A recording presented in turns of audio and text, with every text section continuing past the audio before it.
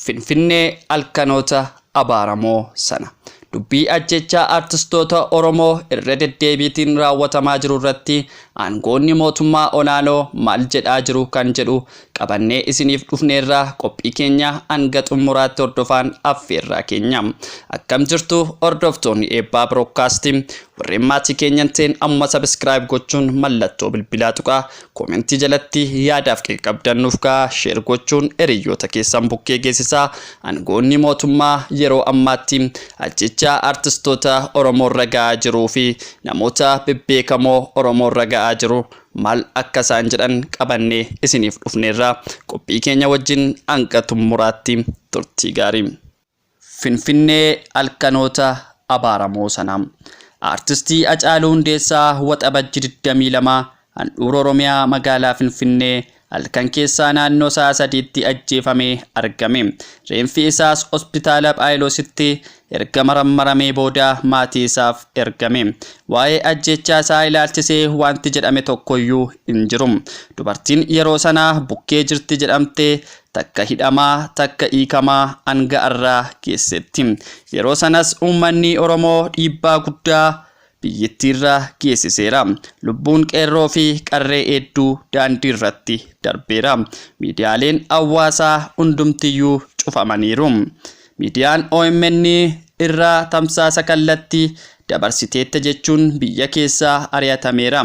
Magaalonni Oromiyaa guutummaa guututti fincila guddaa geggeessaniiru.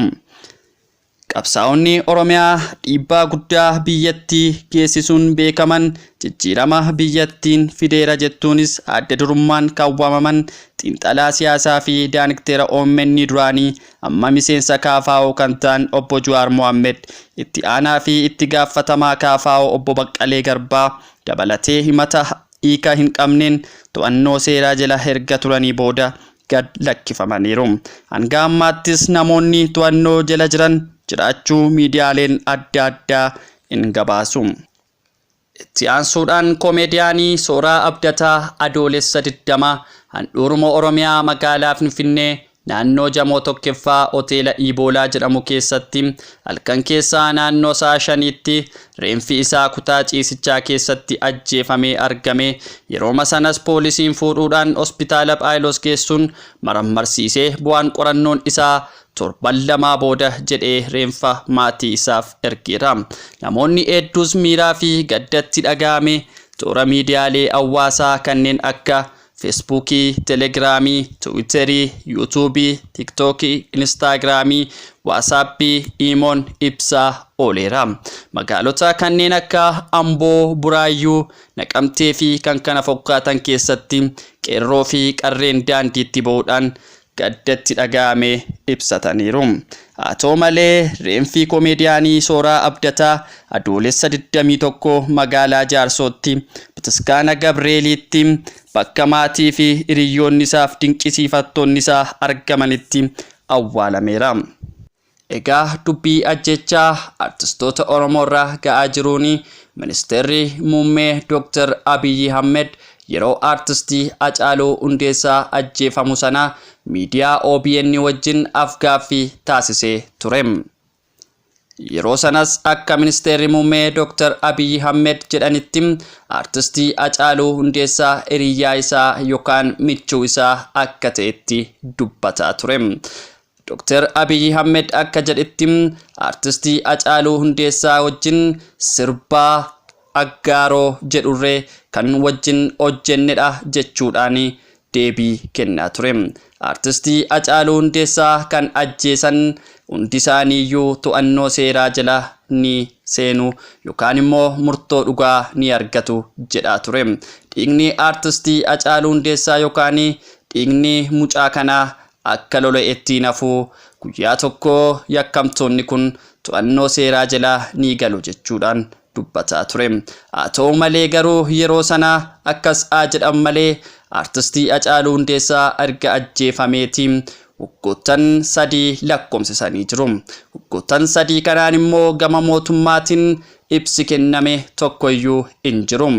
mootummaan gama isaatiin namoonni artistii Hacaaluu Hundeessaa ajjeesan murtoo akka qabeessa argataniiru jedha. Gama maatii fi uummata Oromootiin immoo gama hiriyoota artistii Hacaaluu Hundeessaatiin immoo haqnii fi dhugaan Hacaaluu Hundeessaa hammayyuu hin argamne, hammayyuu ifa hin baane, artistii Hacaaluu Hundeessaa haqni isaa ifa nuuf haa ba'u jechuudhaan yeroo hundumaa irra deddeebiitiin ni gaafatu. Keessumatti immoo haati warraasaa Aadde Fantuu Damissee akka jettutti faawundeeshinii Hacaaluu Hundeessaa marsaa lammaffaa irratti yaada guddaa kennitee jirti. Warreen mootummaa qaama Hacaaluu Hundeessaa ajjeesee ni beektu, kanaafiyyuu ifa nuuf baasaa jechuudhaan gaaffii gaafattee turte. Itti aansuudhaan mootummaa naannoo Oromiyaa Obbo Shimallis Abdiisaa yeroo artistii Hacaaluu Hundeessaa ajjeefamu sana toora miidiyaa OBN irratti innis afgaaffii taasisee ture.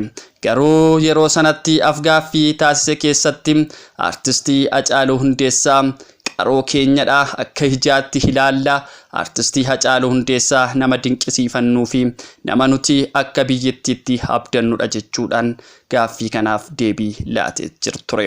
Haa ta'u malee artistii Hacaaluu Hundeessaa interview yookaan immoo afgaaffii gaazexeessaa Guyyoo Waariyoo wajjin taasise irratti yerooni waltajjii irratti ba'uudhaan galma barkumee irratti geeraru sana Shimallis Abdiisaa dhufee erga gootee bagatti cabsitee ana jedhee ture artistii Hacaaluu Hundeessaa.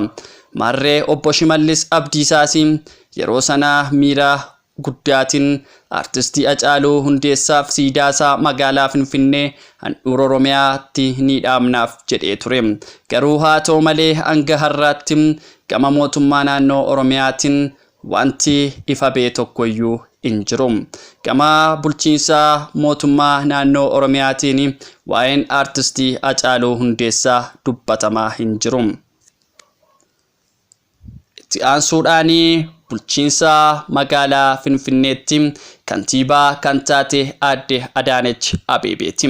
Aadde Adaanech Abeebee yeroo artistii Hacaaluu Hundeessaa boqotu sana yookaan ajjeefamu sana isaan gara aangootti hin dhufne ture.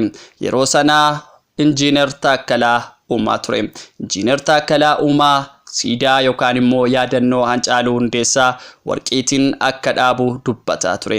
Haa ta'u malee yeroo ammaatti yeroo Aadde Adaanech Abeebee kantiibaa magaalaa Finfinnee taatee jirtutti artistoonni Oromoo fi namoonni bebbeekamoon ajjeefamaa jiru. Keessumattiyyuu Mooyiboon Baqqalee fi komeediyaanii Sooraa Abdataa yeroo isheen kantiibaa magaalaa Finfinnee taatee jirtutti boqotanii jiru.